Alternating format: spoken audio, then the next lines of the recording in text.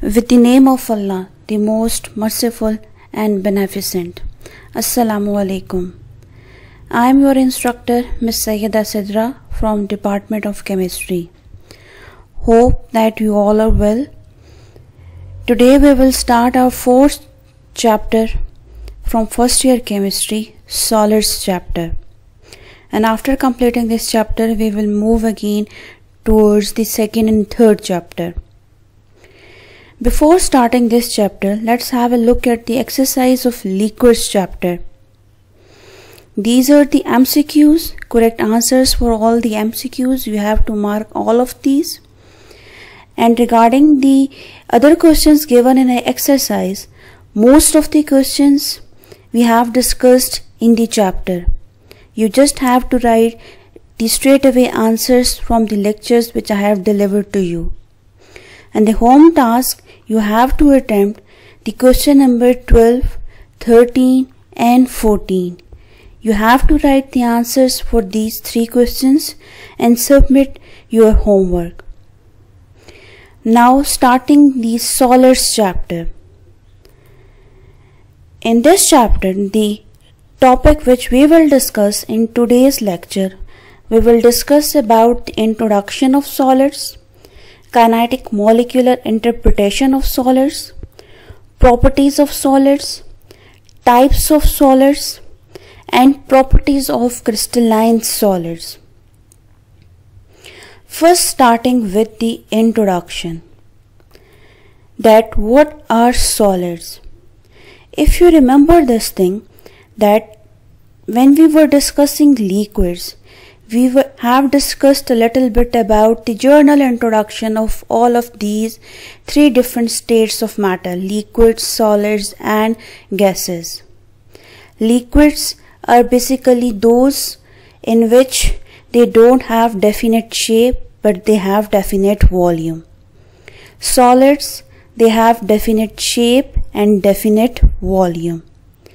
And in gas, they don't have definite shape, molecules, they are far apart from each other.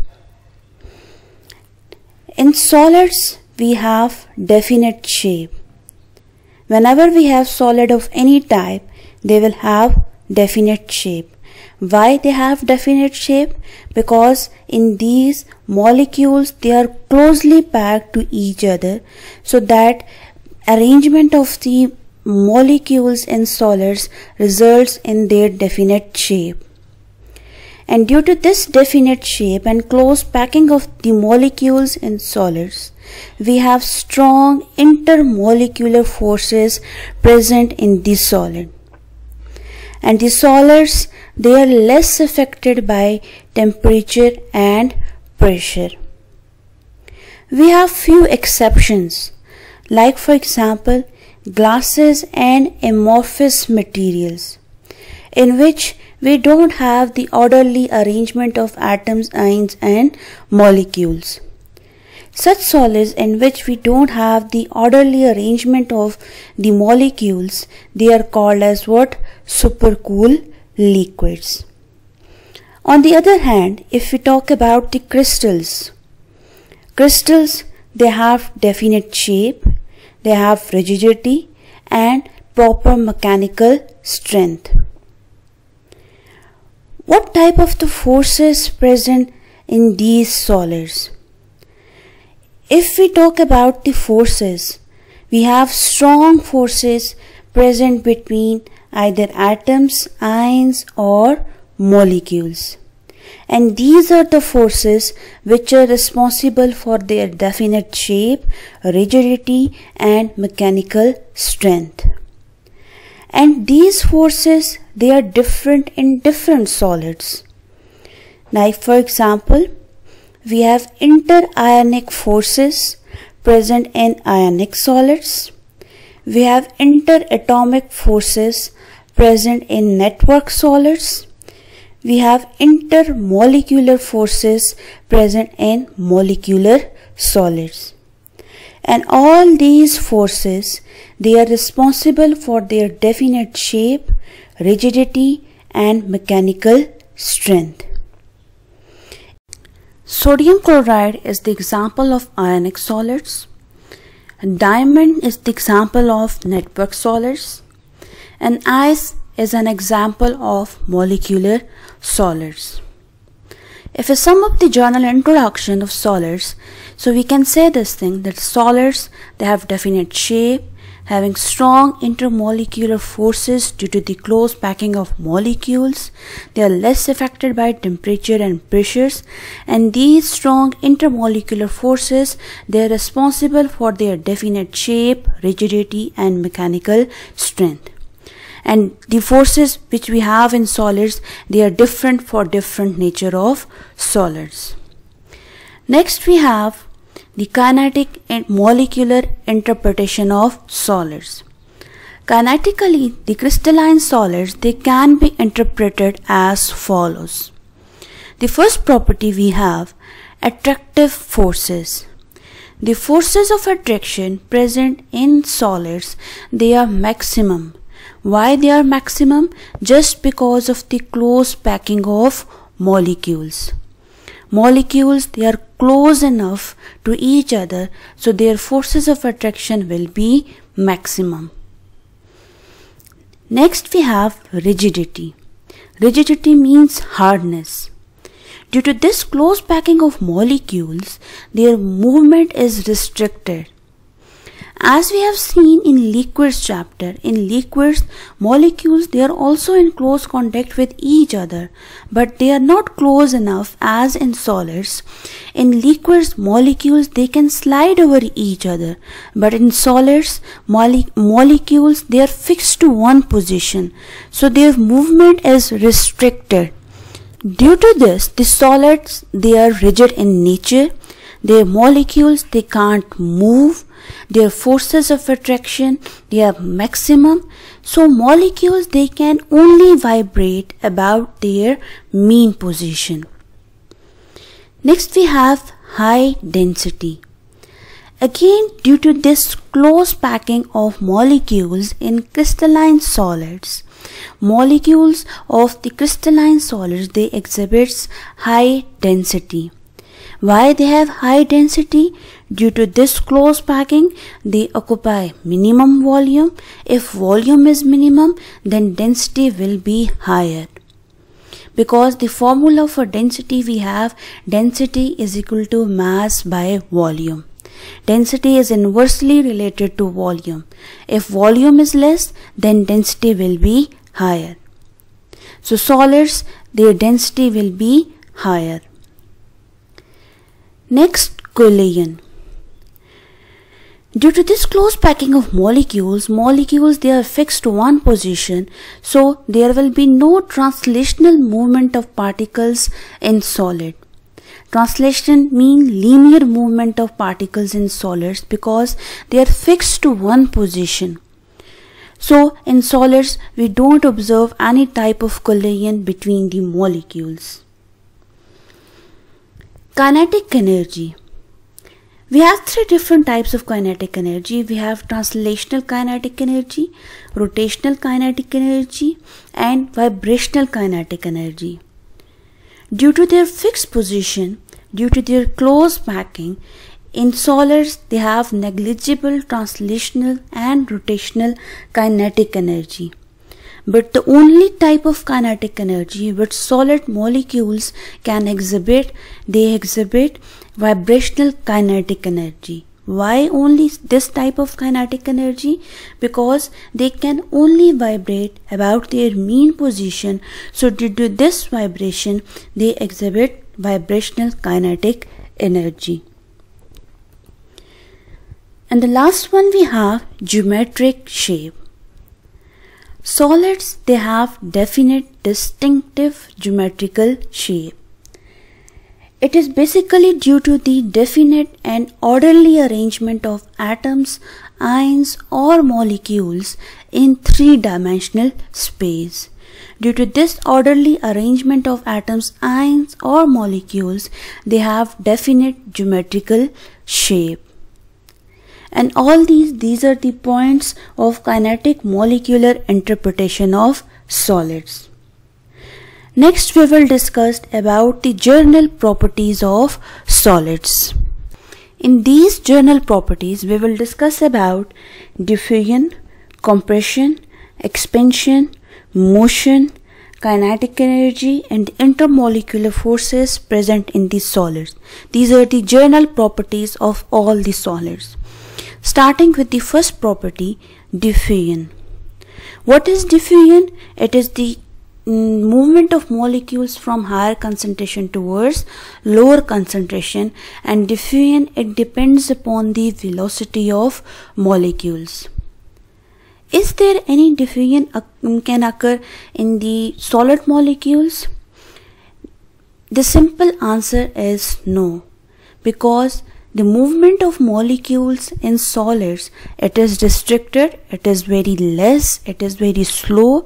So we can say this thing that diffusion is minimum or negligible in solids. Second property we have compression.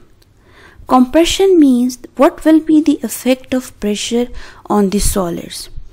Due to their close packing, there will be no effect of this pressure on the solid molecules, or very little effect.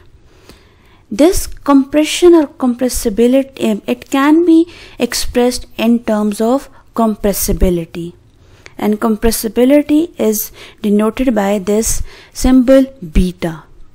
If we define this compressibility, we can define this compressibility that this is decrease in volume per unit volume when the pressure is increased by 1 atmosphere. Generally, there will be negligible effect of pressure on the solids, but if we have a little bit effect of pressure, it can be expressed in terms of compressibility. The third property we have motion of molecules. On previous slide, I have explained this thing that in solids we have only one type of kinetic energy, and that we have vibrational kinetic energy. Because in solids we don't have any translational or rotational motion. Why we don't have any translational and rotational motion in solid molecules? Because of the closely packed molecules in the solids. We will have only vibrational motion in solid molecules. The only one thing, the close packing of molecule is mostly responsible for all of the properties of the solids. Next property we have expansion property. That what will be the effect of temperature on solids? When solids are heated, they will expand. Why there will be an expansion in solids? Because of increase in temperature results in decrease in intermolecular forces present in solids. Due to this decrease in intermolecular forces, their volume increases and expansion takes place. And this effect of temperature in solids is represented by coefficient of expansion, which is denoted by a sign alpha. The definition of this is that increase in volume per unit volume when the temperature is increased by 1 degree Celsius. When solids are heated, what happens? That their geometric shape changes until a certain temperature. First, their volume increases due to decrease in intermolecular forces, but if we heat the solid continuously, what happens? That their geometric shape changes until a certain temperature and it changes into liquid form. That temperature in which solid changes into liquid form is termed as melting point of solids. Next we have intermolecular forces. We have discussed this before also, that the intermolecular forces present between the solid particles, they are maximum. They are held together in a fixed position, and the molecules of the solid, they can only vibrate about their mean position. Kinetic energy based upon kinetic molecular theory. The forces of attraction in solids, they are maximum. Just because of their less distance between the molecule due to their close packing structure, they don't have a rotational and translational kinetic energy. The only kinetic energy which they exhibit vibrational kinetic energy because of the vibration of solid molecules on their mean position. So all these, they are the different different properties of the solids. The third topic from this chapter, we have types of solids. Mainly we have two types of solids: amorphous solids and crystalline solids. First we will discuss about the amorphous solids. These are the solids which don't have definite geometric shape. And examples, we have glass, rubber and dust, etc. While the crystalline solids, they are what type of solids? They have definite regular and three-dimensional geometrical shape. And in examples, we have copper sulfate, sodium sulfate. And crystalline solids, they also have certain molecules of water of crystallization. In some of the crystalline solids, they can also exhibit water of crystallization, while amorphous solids, they don't have any water of crystallization. Examples, we have copper sulfate pentahydrated. Pentahydrated means that 5 molecules of water are attached with this copper sulfate.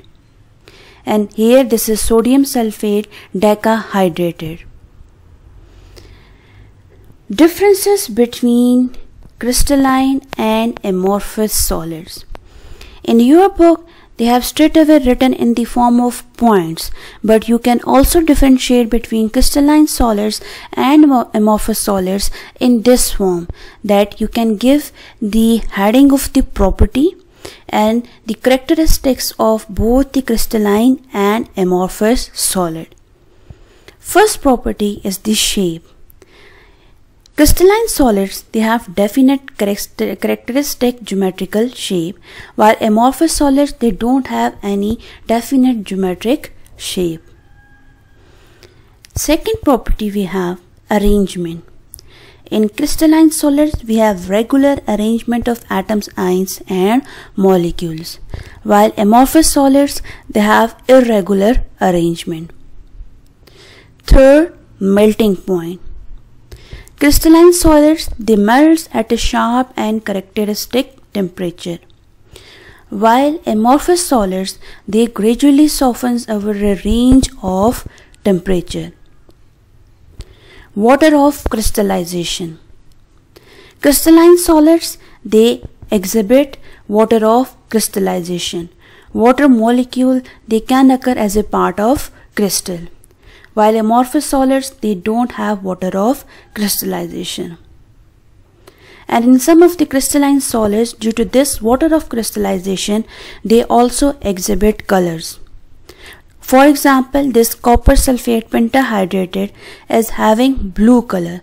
When water molecules, they are attached with the copper sulfate, it will have blue color. But when it loses the water molecules, it becomes colorless. The fifth property, we have softening. In crystalline solids, they don't exhibit this property, while amorphous solids, they soften on heating. Their color, last property, we have color, and some of the crystalline solids, they have color due to the water of crystallization. And in amorphous solids, we don't have water of crystallization, so that's why they don't exhibit this property.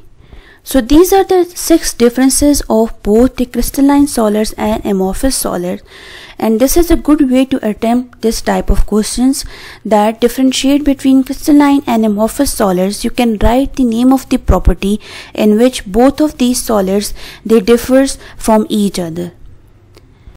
Starting with the properties of crystalline solids. The first property we have geometrical shape.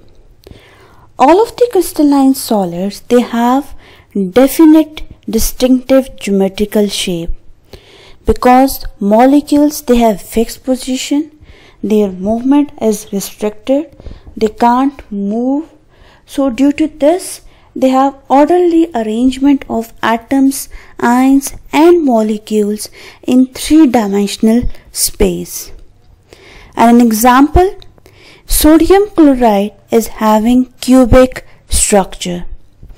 Just have a look at the structure of this sodium chloride. This is the cubic structure of sodium chloride.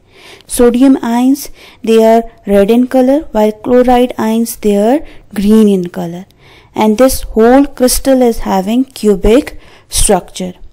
They have definite distinctive shape. Molecules they are fixed to one position. So due to this fixed positions they have the orderly arrangement of ions in this cubic structure of sodium chloride. And sodium chloride is an example of ionic solid. Next we have melting point. Melting point of the crystalline solids, they have sharp melting point. Whenever a crystalline solid is heated, what happens that the atoms, ions and molecules, they start vibrating at the higher frequency. We have discussed in liquids, when we heat the liquid, what happens? Molecules gain kinetic energy, they start moving at their higher kinetic energy. In the solids, molecules they are fixed to one position. So upon heating, what happens that atoms, ions and molecules they start vibrating at their higher frequency. And kinetic energy of these molecules is transferred throughout the solid. And if the temperature is continuously increased, so at melting point, the vibrational energies of the solid molecules, they become so much that they leave their fixed position and converted into liquid. And that temperature is termed as melting point of solids. The third property of crystalline solids is cleavage plane. Crystalline solids, they contain atoms, ions and molecules in close packing. As we have seen this thing, close packing of the solid molecules, it is repeated again and again in most of the topics of this chapter. So when external pressure is applied, what happens that it changes into small crystals of same size and shape. And this phenomena is called as what? Cleavage. If we define the cleavage, so what is cleavage? That the breaking up of larger crystals into smaller one with identical size and shape is called as cleavage. And the plane which contains the direction of cleavage is called as cleavage plane. So cleavage is what? It is the breaking up of the larger crystals into smaller crystals of the same size and shape as that of original one. And examples of cleavage plane. In your book, they have taken 3 examples. The first example, we have nickel sulfate hexahydrated. Nickel sulfate hexahydrated, just look at this picture, that it can be cleaved easily providing the cleavage which is parallel to the surfaces. And the second one example in your book, they have taken the example of cleavage of sodium nitrate and calcium acetate, which will be also parallel to the surfaces. And the third one is mica. This is the picture of mica. Just look at this picture. In this mica, it can be cleaved parallel to the layers easily. So these are the cleavage patterns in different solids examples. Next one we have habit of a crystal. If we define the habit of a crystal, what will be the definition of this? That the shape of a crystal in which it usually grows is called as habit of a crystal. For example, we have discussed this thing that the sodium chloride is having a cubic structure. So most of the times sodium chloride, it has the cubic structure, and that is the habit of a crystal. All of the solids, they have particular number of phases under identical conditions. But if impurity is present, so due to the impurity material, it can change its structure. Have a look at this figure in which I have shown different crystal structures like cubes, octahedra, blades, hexagonal prisms, tetragonal prisms, rhombohedra, dodecahedra. All these are the different crystal structures of different crystalline solids. Now I will discuss one example over here, sodium chloride example. Sodium chloride, as we are familiar with this thing, that the normal crystalline structure of this sodium chloride is cubic. So the cubic crystal of sodium chlorides, we can obtain these crystals from their aqueous solution. Now what happens if impurity is present in its aqueous solution? When we change the conditions, the shape of crystals, they will be changed. If 10% of urea is added in aqueous solution of this sodium chloride, so due to this addition of impurity, the structure which we obtain, it will be octahedral crystals of sodium chloride. So instead of cubic crystal of sodium chloride, octahedral crystals of sodium chloride will be obtained. It's just because of the addition of this 10% of urea. This is basically what? Cubic structure of sodium chloride, and this is this octahedral structure of sodium chloride when we have added 10% of urea in aqueous solution of sodium chloride. So habit of crystal means that the environment in which crystal usually grows. And in this sodium chloride, it will be cubic, but whenever you change the conditions or you add the impurity, so their structure will be changed.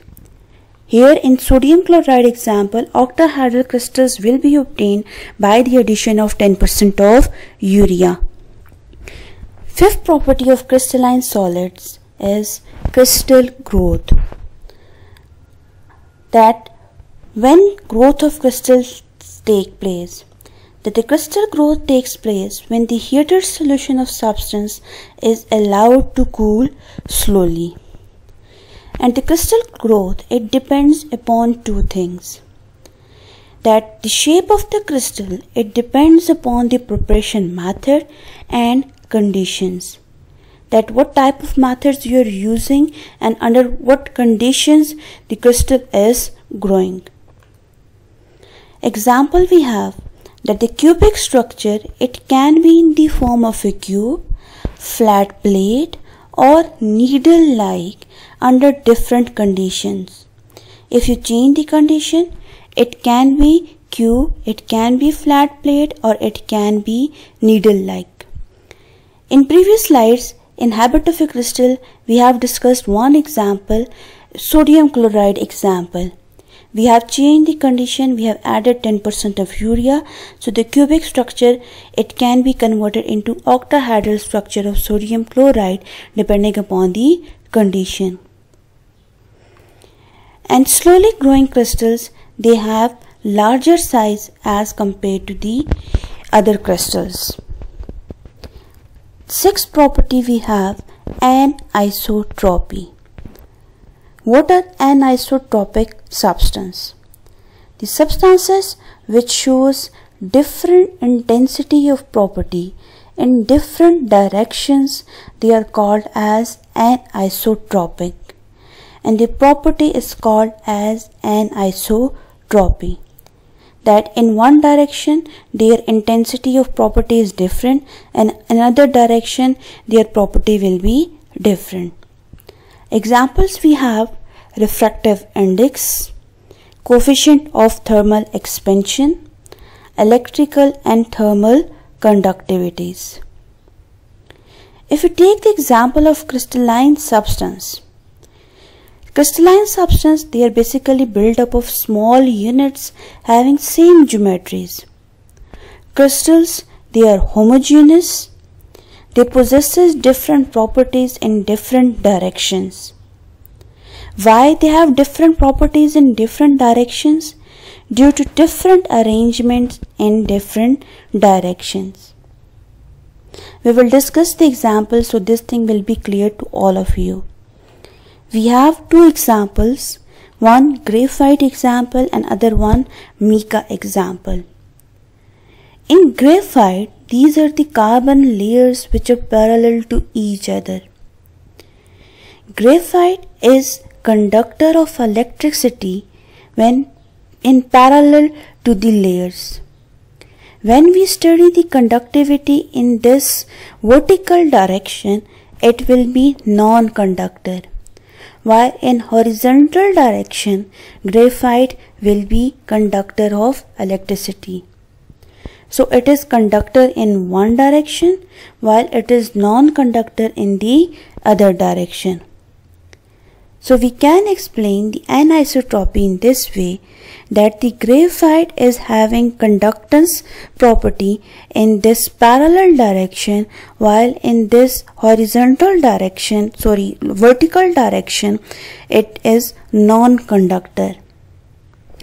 In case of this mica, we have discussed also in cleavage plane examples, that mica, it can be cut easily parallel to the surface. But when you cut the mica in the other direction, so its cleavage will be difficult. Next property of crystalline solids we have symmetry.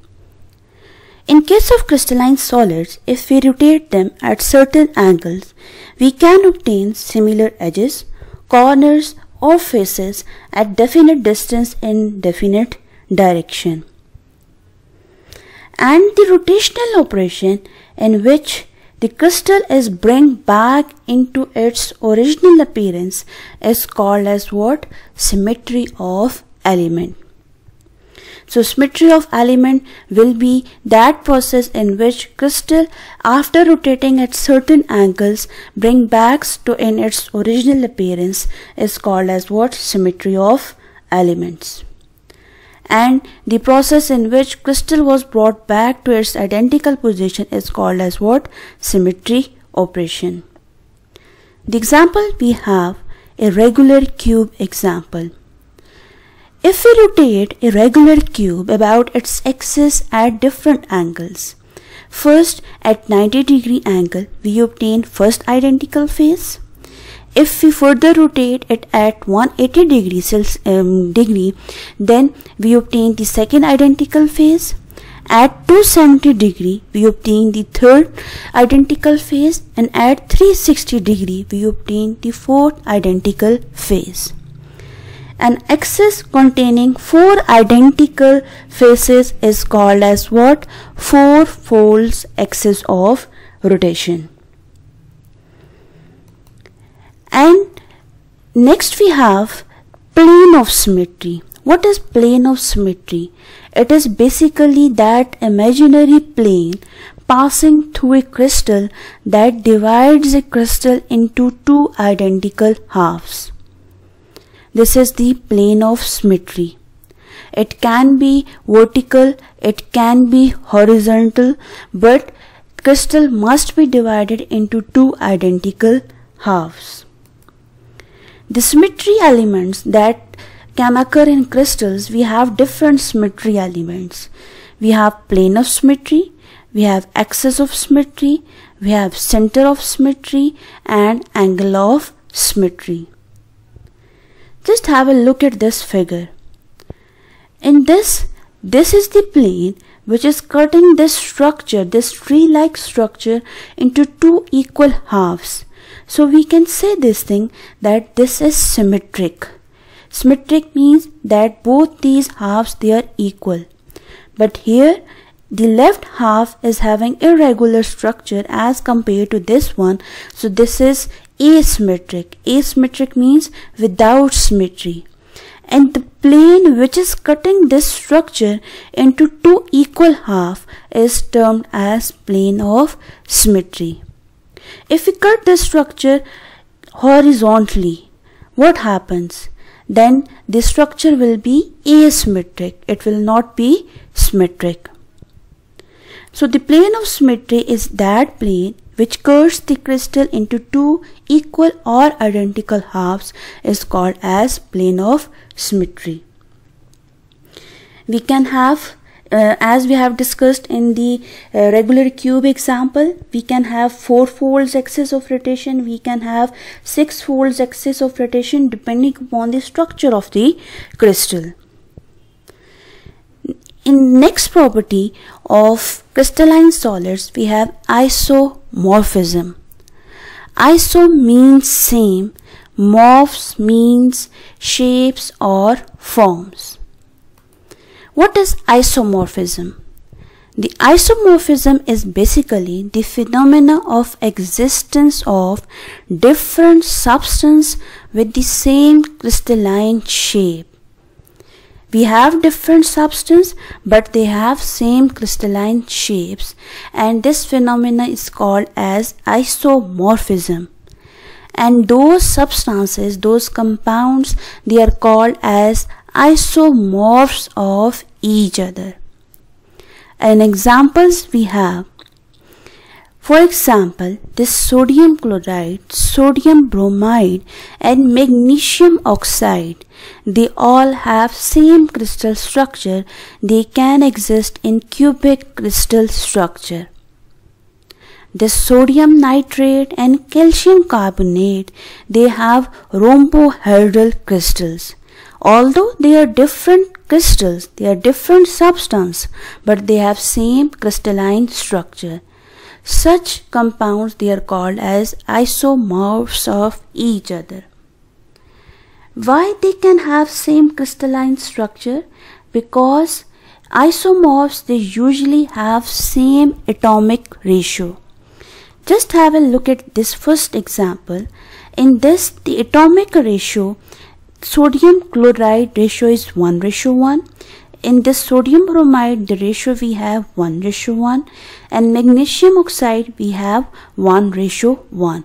1 means 1 magnesium atom and 1 oxygen atom, 1 sodium atom, 1 bromide atom, 1 sodium, 1 chloride. While in second one we have the atomic ratio 1:1:3.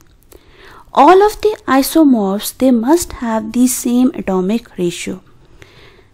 In this example, we have 1 sodium, 1 nitrogen, and 3 oxygen. In calcium carbonate, we have 1 calcium, 1 carbon, and 3 oxygen. So all of the isomorphs, they must have the same atomic ratio. The next property of crystalline solids, we have polymorphism. Poly means many, morph means shape. So in this, we can define the polymorphism in this way, that the substance existing in more than one crystalline form is called as what? Polymorphs, and the phenomena is polymorphism.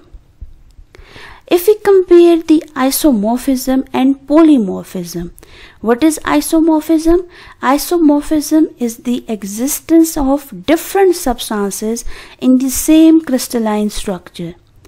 But in polymorphism, we have single substance which can exist in more than one crystalline form. And those crystalline forms, they are called as polymorphs of each other, and the phenomena is polymorphism. Examples we have sodium chloride. We can find this sodium chloride either in cubic structure or in octahedral structure. This calcium carbonate, it can exist in trigonal structure when present as calcite, and orthorhombic when present as aragonite. Mercuric iodide is orthorhombic in yellow form and tetragonal in red form.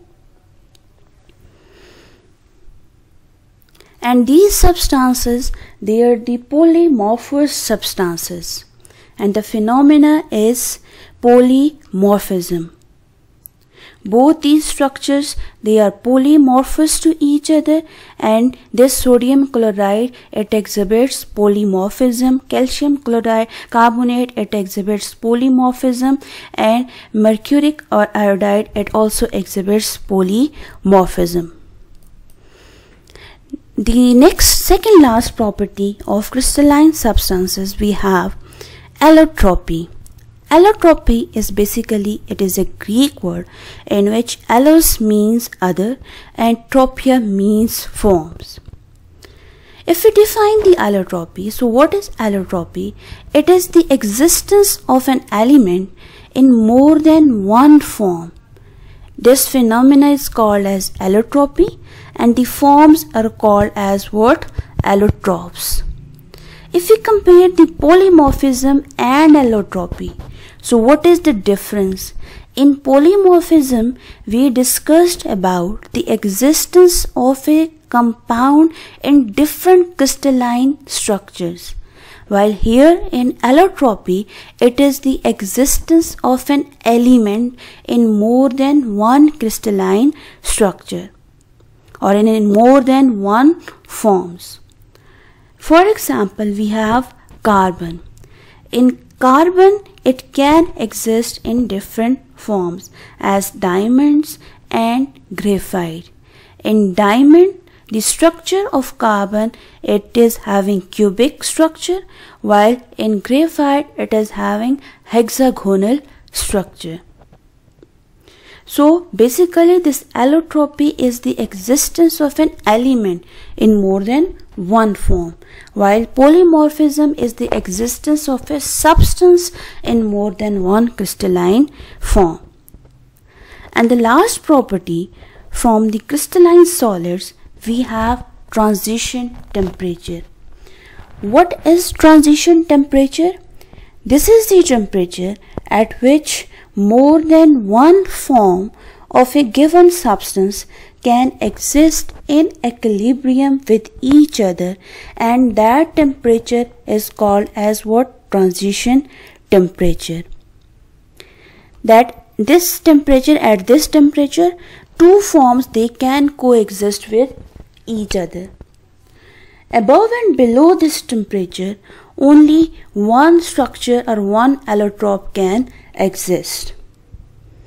Examples given in your book, we have tin gray and tin white. Crystalline forms, we have orthorhombic and tetragonal. What is their transition temperature?